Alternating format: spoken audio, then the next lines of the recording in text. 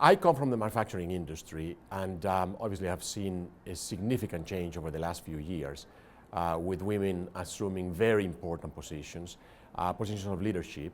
In my company in particular, the CEO today is a woman, and we're very proud of that. But obviously, this has not been an easy road. This is something that we've done over the years with, frankly, a lot of prejudgments and a lot of prejudices on the part of both men and women. Overcoming that has not been an easy road, but I think it's something that we're succeeding finally. I think running plants has been probably the main challenge because it's not only very demanding, but it is where you have probably the least educated population, and therefore the population that has the most difficulty probably being led by a woman. But even there, we've made great progress. We have in several of our plants women that are great leaders. And as a matter of fact, our CEO at one point in time was a plant manager herself.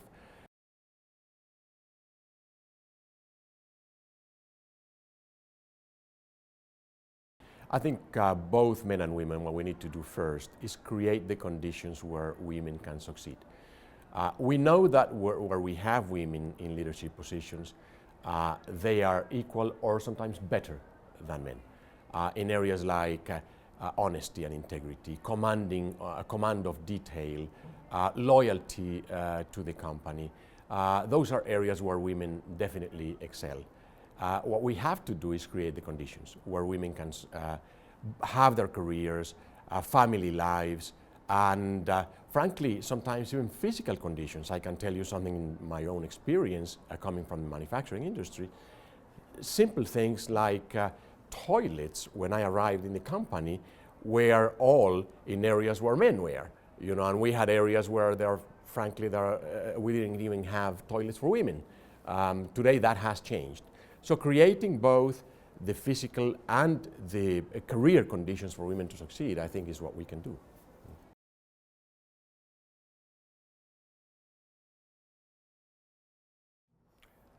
One area that I didn't mention, but where I think women excel, is customer focus.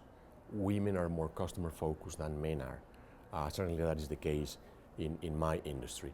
If you think that women are not only half of the population, but make purchasing decisions in probably 70 to 80% of the cases, then the benefit is obvious. They have the customer focus that you need, and they can understand better 80% of the customers that are making the decisions. So to me, the benefit is quite clear, and I think companies are understanding that. In GM today, at the board of directors level, we have 38% women. Still not 50% or more that we should have, but 38% is certainly better than what we used to have a few years ago.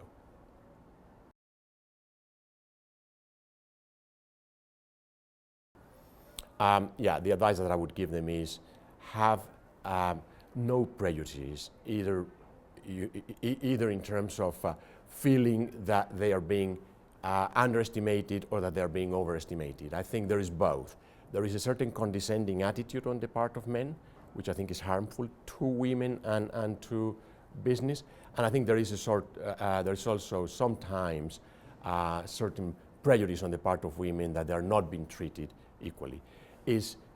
All you need to do is demand that you be treated fairly and equally with men. And I think for the most part, companies are coming to a point where that is the case.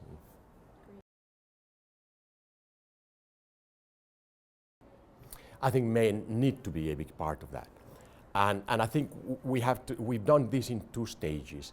The stage where there was a deliberate discrimination of women, I think has been finally overcome, or we're pretty close, at least in the most important companies, to overcoming that. That's what I call the first cultural step.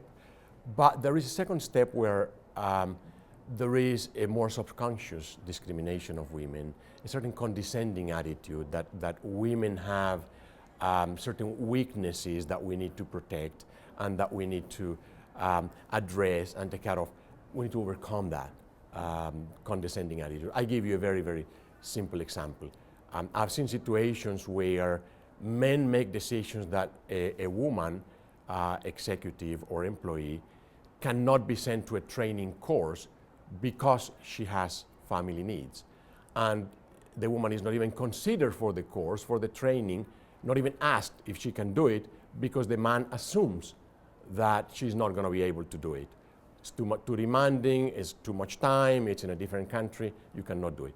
I think we just need to overcome those prejudices. It's great that we're having open discussion about these issues, and I think it's fantastic that men can participate in that, because I think this is something that is both men and women. It's society in general that needs to address it, and therefore we just need to discuss it jointly.